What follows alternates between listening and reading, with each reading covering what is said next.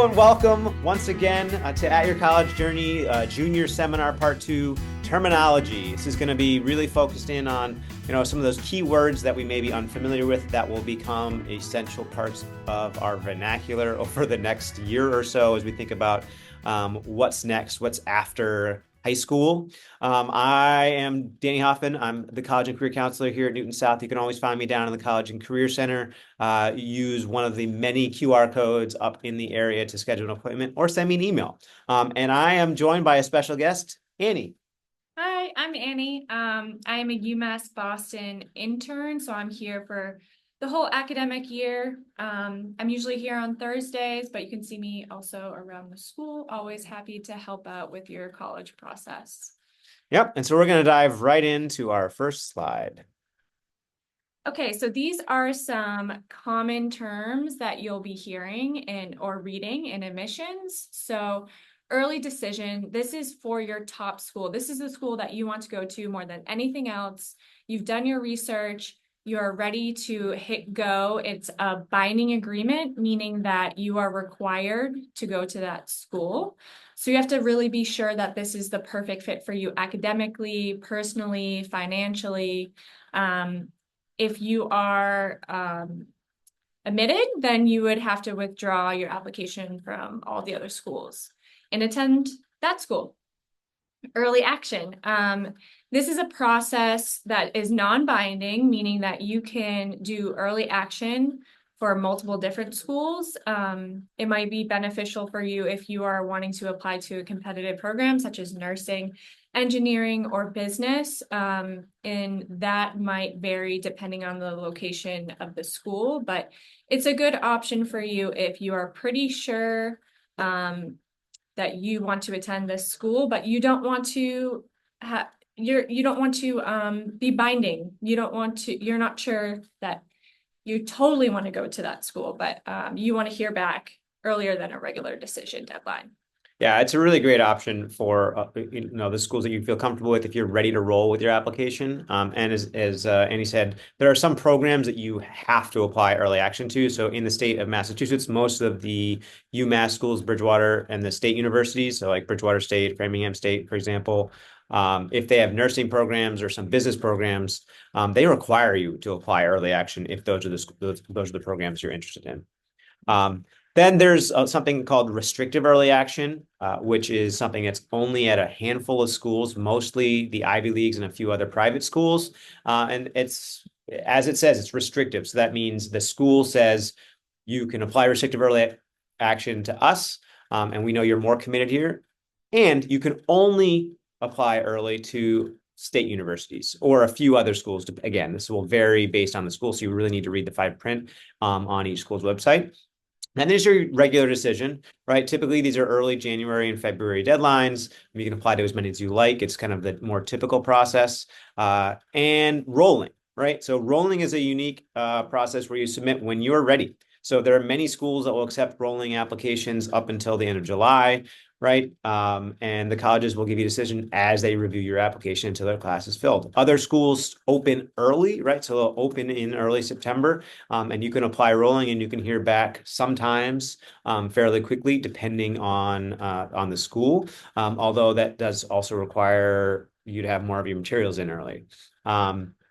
So that's something else that can be helpful, especially as you're going through the process. If you're getting into your January, February deadlines and you're like, oh, I'm panicked, right? Well, we can usually find a couple rolling schools that will provide some other options for you.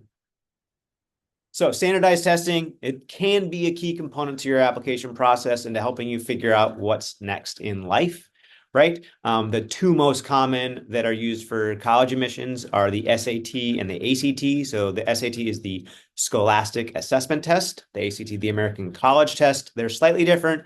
They have slightly different approaches to how they do their testing, but they're both widely accepted in almost every college that will accept the SAT, accepts ACT, and vice versa. So you can kind of just figure out which one do you like, which one are you going to do better on, and just take one. Then there's the TOEFL, right, which is the test of English as a foreign language. So if you did not spend all 4 years in the U.S. at a U.S. high school, you may be required to take the TOEFL or to demonstrate your English fluency. using one of these tests. You could also consider Duolingo, right? Each college has slightly different policies on that. So that's something you'll need to keep in mind. There are fee waivers or fee reduction vouchers available for all of these tests, as well as for other components of the college process. So if you're concerned about any of that, please come chat with us, right? As you're thinking about what's next, the armed services may be a part of that process, or you maybe not know exactly what you want to do, and there are standardized tests that help with that. The ASVAB is one of them. It's the Armed Services Vocational Aptitude Battery Test. It's required if you're going to enlist in the military. It measures different abilities and helps predict your academic and occupational success in the military, right? So there are different ways that you can do that. And there are many other programs that will also use this to help figure out if you might be a good fit for that program. And we're going to get a little bit more into what a test optional or text flexible means.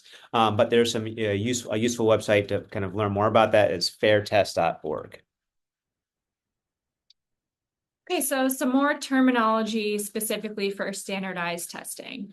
So test optional means the college lets the student, so you decide whether or not you want to submit your test scores with your application. It's not required at all. Most test optional schools will consider SAT, ACT scores if they are submitted. So if you think you did really well and you want to show that to the school, then you can submit that, but no worries if not. Test flexible. It lets students submit other test scores in place of an SAT or ACT. So this might be something like an AP test. So if you excel in subject specific sort of tests, then this might be great for you. Good option. Test blind.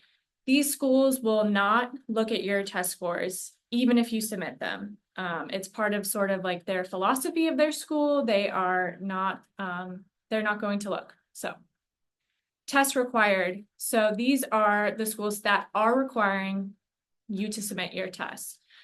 I would say most of the Ivy Leagues now require you to submit your test. And based off of this, we're thinking that more colleges will follow. Yeah, as of December 2024, there's only a handful of schools that are requiring it, but that may shift as more schools look at the data and they think about how are they evaluating schools and student success on campus, as well as like how many students are applying, how do they evaluate candidates. So this is something to kind of stay tuned for. I'll share more information as we get it, and we'll be here to kind of continue that process.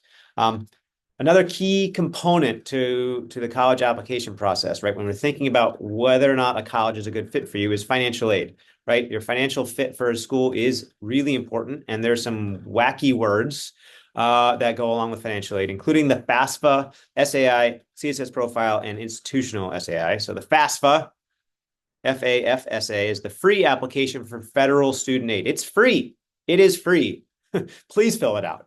It's required by all colleges to receive need-based financial aid, and it's just going to provide you more options. It's also how you'll access free community college. It's pulling information from the IRS's website, which makes it fairly easy to fill out, and it should be available in October. It has varied the past couple of years, but typically that's when it's available. The FAFSA will calculate your SAI, your Student Aid Index. So this is a number usually between negative 1,500 to 100,000 that reflects what the government thinks you can pay for college each year. So they'll just pull your tax records. They'll say you made this amount of money. That means you are at 10,000 Student Aid Index, right? And so that's where we're at. The CSS profile is a more complex financial aid form used primarily by private colleges. It opens October 1st every year and will require financial information, including previous year's taxes, housing costs, potentially investment documents, right? Some of this will vary based on the school, right? Each school has a slightly different requirements. And there are some questions that are optional. One key tip for the CSS profile, and I'll share many more resources to help with this, but one key tip is don't answer non-required questions, right? Once you fill out the CSS profile, this will generate for the institution a student aid index, right? And so they'll have a slightly different methodology to calculate what they think a family can contribute each year. So some colleges will take into account if you own a home, they'll take that into account. Some schools don't. right? Some colleges will consider if you have multiple children in college at a time, right? Or if you have a brother that's in college, that may help you, may reduce the total cost that the college expects you to be able to pay. However, we don't always have that information. There are some resources, My Intuition, right? College cost calculators, and College Aid Pro that have tools that can help you get a guesstimate of what your institutional student aid index might be. So those are some things that I would check out as we start to evaluate your financial aid and your financial need for some of the different colleges.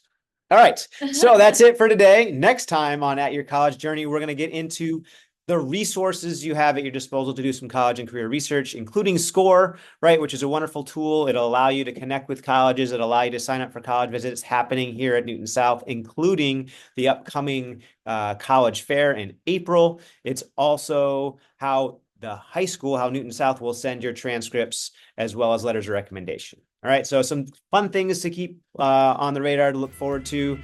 For now, if you need me, again, I'm Danny Hoffman. I'm down at the College and Career Center. This is Annie. We hope you have a great one. See ya.